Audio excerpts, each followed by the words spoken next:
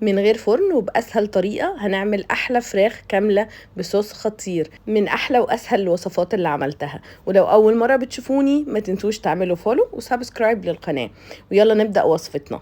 هنا معايا فراخ بالعظم وبالجلد عادي جدا، قطعتها 8 قطع، وهضيف عليها توابل ملح وفلفل، توم بودرة وبصل بودرة وجنزبيل بودرة وبابريكا مدخنة. ممكن نزود او نقلل اي توابل تانية بنحبها.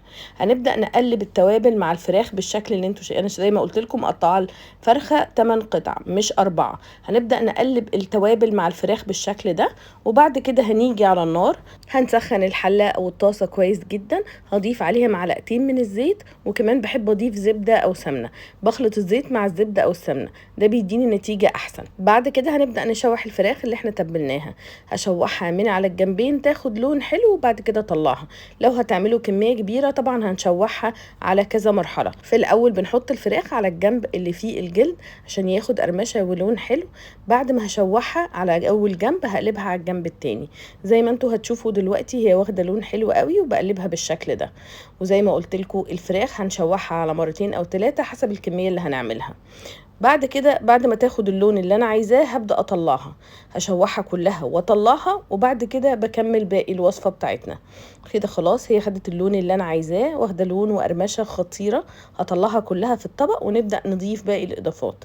النهاردة هستخدم اضافات سهلة جدا وموجودة ومتوفرة في كل بيت، وكل المقادير بالظبط هكتبها لكم تحت الفيديو. بعد ما طلعت كل الفراخ في نفس الطاسة او الحلة بتاعتنا، هبدأ اضيف شرايح من البصل مقطعه شرايح بالشكل ده، وكمان هضيف فصوص توم ممكن تقطعوها وممكن تسيبوها زي ما هي براحتكم، دي حاجة اختيارية. هقلبها مع كل الطعم والفليفر اللي هو خارج من الطاسة بتاعتنا. وبعد ما تاخد لون هضيف عليها فلفل الوان، فلفل احمر واصفر وممكن اخضر، ملح وفلفل وبابريكا مدخنة. وهنبدأ نقلب كل ده مع بعض كويس قوي. عايزه اقول لكم الريحه والالوان بتطلع خطيره، ريحه التوابل مع الخضار طالعه خطيره جدا. بعد كده هضيف ميه سخنه او مرقه المتوفر برضو عندنا. هضيف من 2 ل3 حسب الكميه اللي هنستخدمها. ممكن ننكه بقى بروزماري او زعتر، برضو اي حاجه متوفره في البيت. هنبدا نرجع الفراخ عشان تكمل سوا في الصوص الخطير ده. هرجعها كلها، وبعد كده هغطي عليها واسيبها تستوي. الفراخ بقى حسب ما هتستوي هتاخد نص ساعه، ساعه الا ربع، حسب طبعا حجم الفراخ بتاعنا. وكل شويه هفتح عليها، ولو حسيت ان هي محتاجه ميه هزودها. وبعد ما تبقى 3/4 سوا هضيف عليها من نص كوبايه لكوبايه من كريمه الطبخ. وخلاص اغطي عليها واسيبها 10 دقايق كمان ونقدمها. وصفه سهله جدا ما خدتش وقت، وبنكهات جديده وصوص خطير. نقدمها مع رز ابيض. جربوها ومتاكده هتحبوها.